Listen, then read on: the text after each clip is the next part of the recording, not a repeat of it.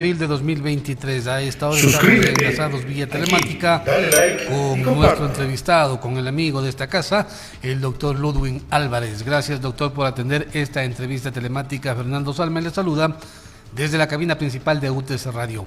Queríamos analizar con usted, aprovechando sus conocimientos, la situación económica que atraviesa el país.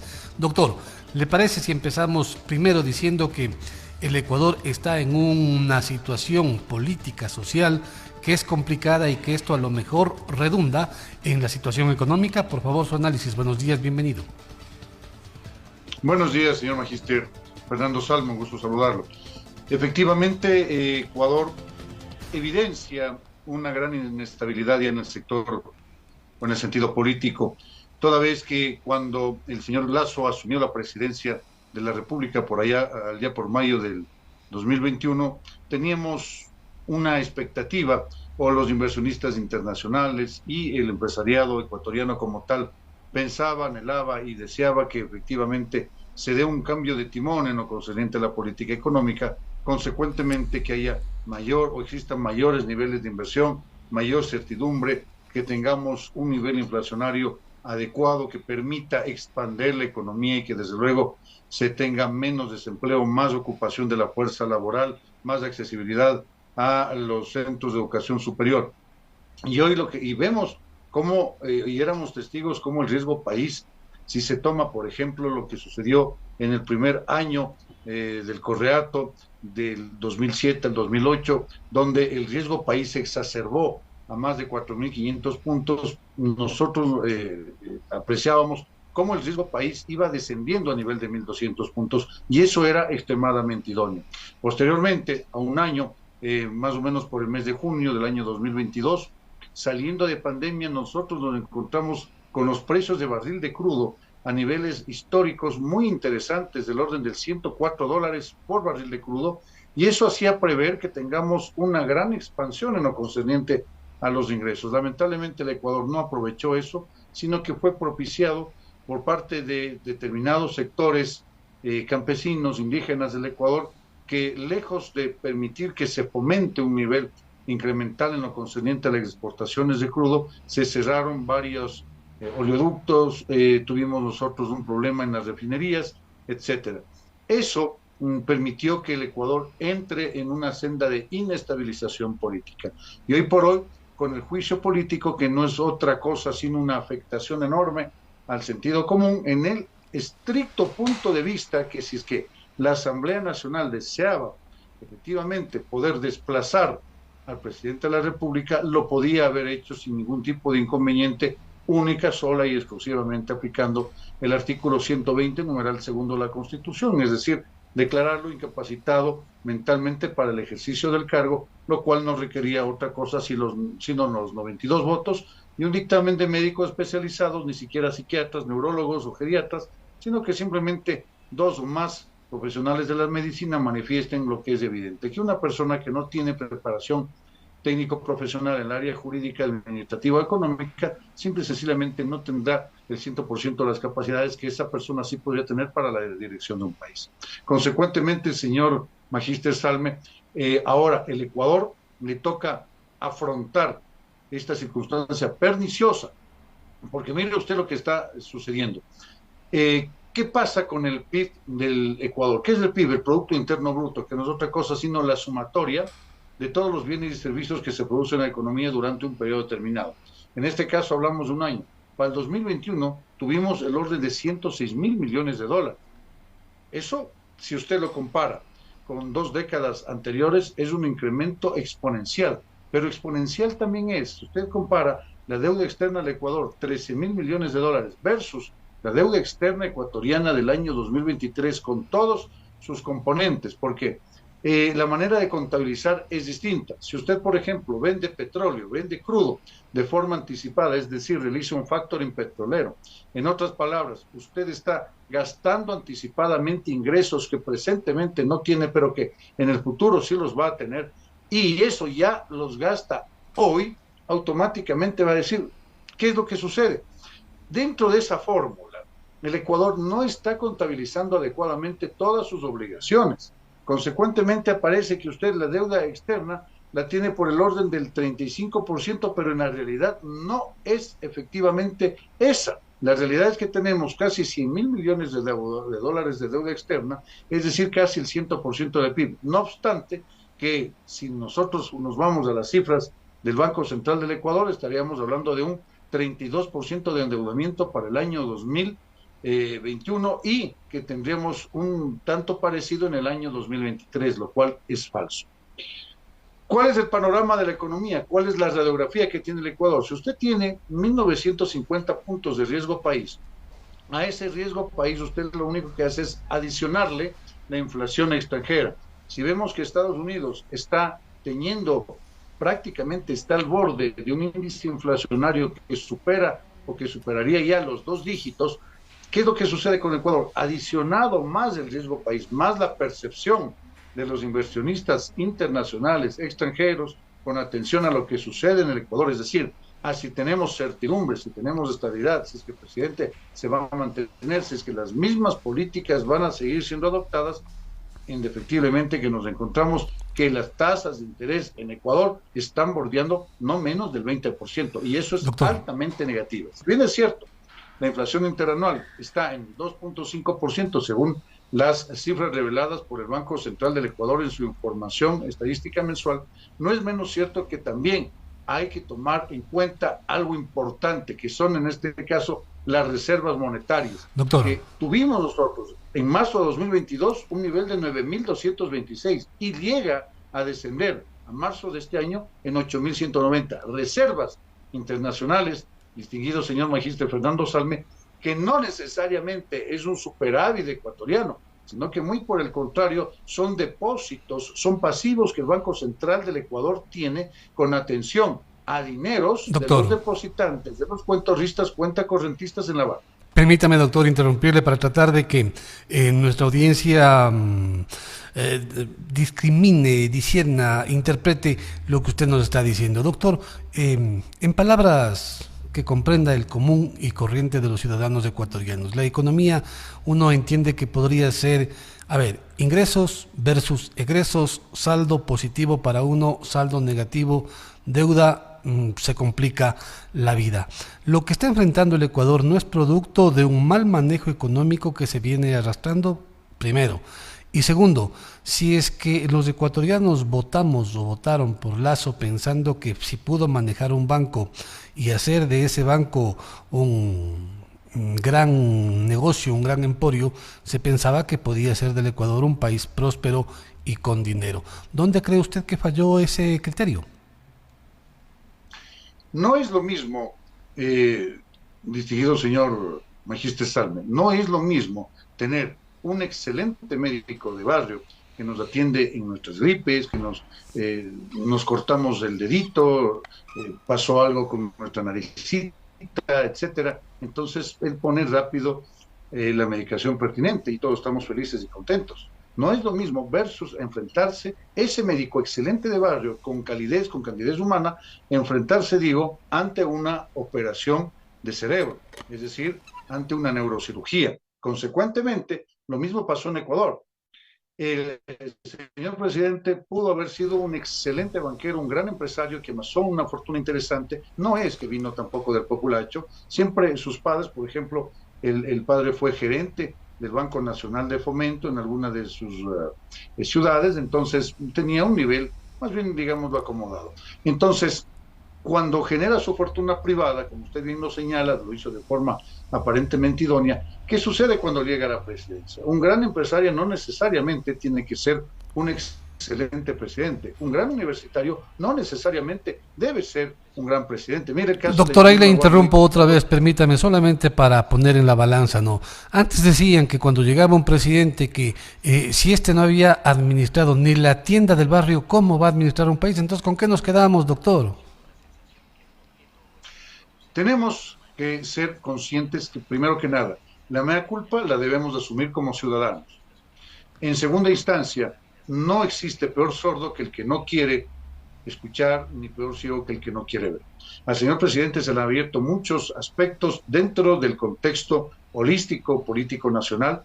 Estados Unidos aparentemente habría enfriado la relación con el gobierno ecuatoriano y el producto de eso, el riesgo país exacerbado. Pero debemos entender nosotros que al igual que Estados Unidos hace con su patio trasero, que es Europa, Estados Unidos se maneja exclusivamente en atención a su conveniencia. Tomemos en consideración lo que sucedió prácticamente hace 20 años atrás, cuando el presidente George Bush, hijo, le recibió en la Casa Blanca al exmandatario Lucio Gutiérrez. Y después de eso, permitió que, porque hay que ser honestos, permitió que Fuerzas Armadas le retiren el respaldo y automáticamente tengamos como presidente al médico de Palacio. Lo propio estaría sucediendo en Ecuador. Estados Unidos no respalda a las personas. Estados Unidos respalda a los sistemas y necesita que el Ecuador se siga manejando en un sistema extremadamente de derecha, en un sistema democrático, porque es el último bastión de la región que le queda. Boric en Chile, tenemos nosotros Petro en Venezuela, no se diga Maduro, Petro en Colombia, no se diga Maduro en Venezuela, y eso le causa pavor a Estados Unidos de Norteamérica que venga un gobierno de izquierda. Por eso llamó mucho la atención que el vicepresidente, el señor doctor Borrero, ya no esté en la cadena nacional, donde sí aparecía en cambio la primera dama del Estado con una cara de espanto de la pobre señora. Y de otra parte, nosotros veíamos en cambio que el señor doctor Borrero, se encontraba aparentemente en Estados Unidos generando tentativas. Muchos dicen que ha hablado inclusive hasta con Secretaría de Estado norteamericana.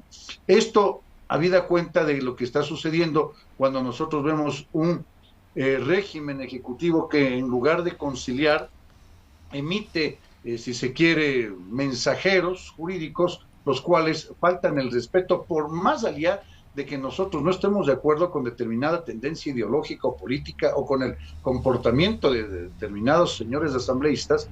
No puede un abogado ir a atacar, desde luego, el Ejecutivo.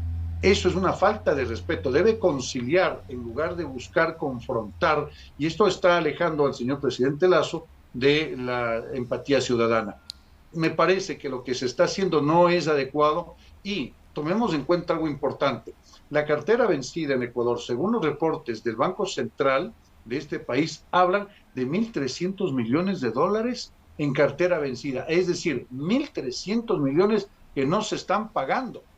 De los $10.000 millones que usted tiene como depósitos a la vista, es decir, que usted ahorra o los consigna en su libreta de ahorros, de eso el 10% no se están pagando, son créditos vencidos, señor Magíster Salme.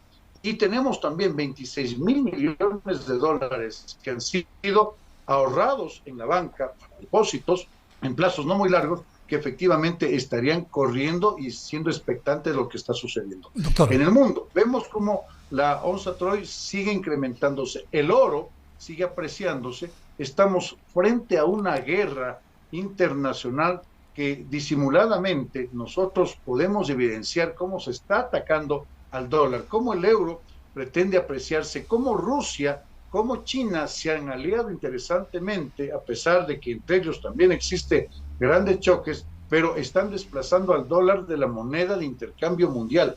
Ya escuchamos a Macron cuando habla acerca de que debe dejar de ser tan amigo de Estados Unidos sin dejar de ser su aliado. Doctor. Entonces, estas condiciones geopolíticas afectarán al país y con la inflación exacerbante en Norteamérica y la recesión mundial a la que se está entrando, esto indica, señor Magíster Salme, que el Ecuador no es ajeno. Estamos de lleno ingresando ya a una recesión prolongada.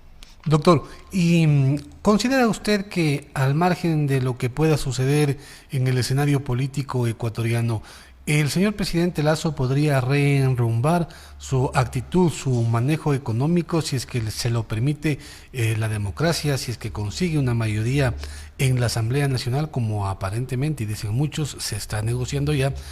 ¿Cree usted que podría reenrumbar el manejo económico y lo que ha hecho hasta ahora es solamente poner la casa en orden? Es decir, ¿avisora usted perspectivas de que si Lasso continúa en el poder, la situación económica del Ecuador podría mejorar o podría empeorar? Y además, doctor, un criterio también con respecto a ese incentivo que aparentemente se piensa dar a la banca privada del Ecuador, que es uno de los pocos sectores en donde se registran muy buenas ganancias, pero aún así el Estado, con Lazo a la cabeza, podrían poner un bono, ¿no?, al servicio de la banca. Usted, dentro de su pregunta, genera un inquirimiento que ya tiene per se una respuesta, distinguido señor Magister Salme. ¿En qué sentido? Usted no puede subvencionar a los sectores que efectivamente están generando ganancias, más allá de que seamos afectos o desafectos con la banca.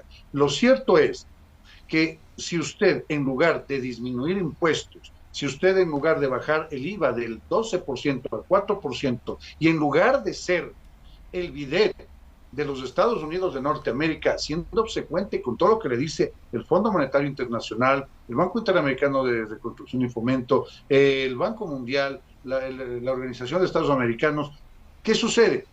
Usted tiene que enrumbar a su país, y como sabe que este país, y le están poniendo las cortapisas, mire lo que pasó en Tungurahua, por ejemplo, que es demasiado evidente, sale un gobernador por otro gobernador, y un gobernador que tiene una incidencia aparentemente de izquierda democrática, usted cambia a su secretario técnico, al director nacional, a la directora nacional, la economista Gijón, del CERCOP, por una persona que sea afín para darle votos.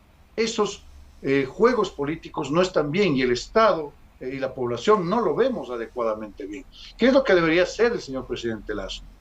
Debería aplicar el 148 de manera indefectible, es decir, disolver la Asamblea Nacional, convocarse a elecciones por parte del Consejo Nacional Electoral y durante 6 meses gobernar con decretos leyes. ¿Para qué? En materia económica urgente. ¿Para qué? Para disminuir el IVA del 12 al 4%, el impuesto a la renta a sociedades, personas indivisas del 35% a niveles del 7%, un punto porcentual menos que en Chile, distinguido señor Magister Salme. Y obviamente eso va a generar problemas en el flujo de caja.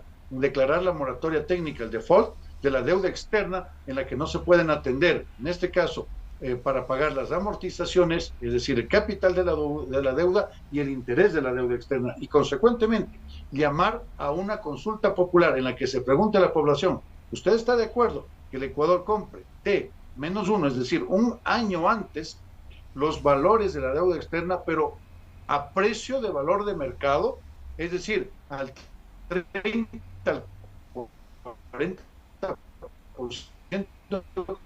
como se negocia en Wall Street?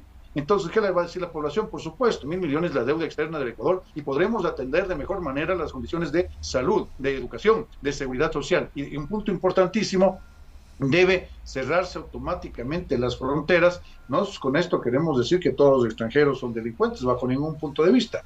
Yo soy mexicano y no por eso soy delincuente, al contrario. ¿Qué es lo que sucede?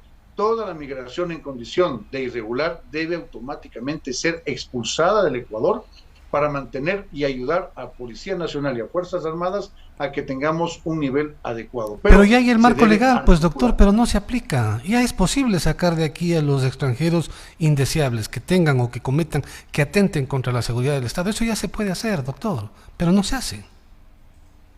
Y esto es porque la Policía Nacional está inadecuadamente preparada. Porque mire, ¿qué sucede? Arrestan a un individuo, hacen un mega operativo que inclusive hasta Rambo, estadounidense, quedaría extremadamente admirado.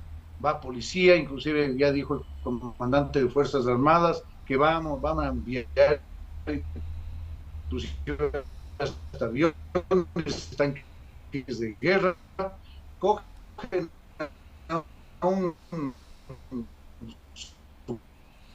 puesto cabecilla de una banda delincuente con medios de comunicación para que todo el mundo pueda apreciar. Policía no recopila las evidencias, no tiene una adecuada cadena de custodia, no sabe por qué le coge. Bueno, vamos a cogerle y llevémosle. No es así. Tiene la policía que prepararse, y vemos que tan inadecuadamente está preparada que, por ejemplo, estaba escuchando las noticias en este prestigioso medio de comunicación a las 6:04 de la mañana, y en eso nos pudimos enterar que la policía había sido víctima de robo de uno de sus vehículos por parte de un ex miembro policial que se encontraba privado de libertad. La policía está inadecuadamente preparada. No estoy justificando con eso los jueces. Hay muchos, penosamente, hay muchos juzgadores que lamentablemente pecan de corruptos, o bien porque son ignorantes y no aplican adecuadamente la ley, o bien porque conociéndola extremadamente bien la ley, hacen todo lo contrario. Entonces, ¿qué es lo que sucede? La política migratoria del Ecuador debe ser cerrar las fronteras de manera inmisericordia. Son las 6 de la mañana con 54 minutos. Tenemos... las fronteras no permite que nadie pase a dedicar inversión. Doctor, estamos llegando a la parte final de la entrevista. Gracias por su tiempo. Ha habido algunos problemas con la conexión, pero le hemos escuchado la mayor parte de su alocución. Para finalizar, doctor, y agradeciéndole por su tiempo, la situación económica del país, ¿cómo la calificaría usted? ¿Crítica?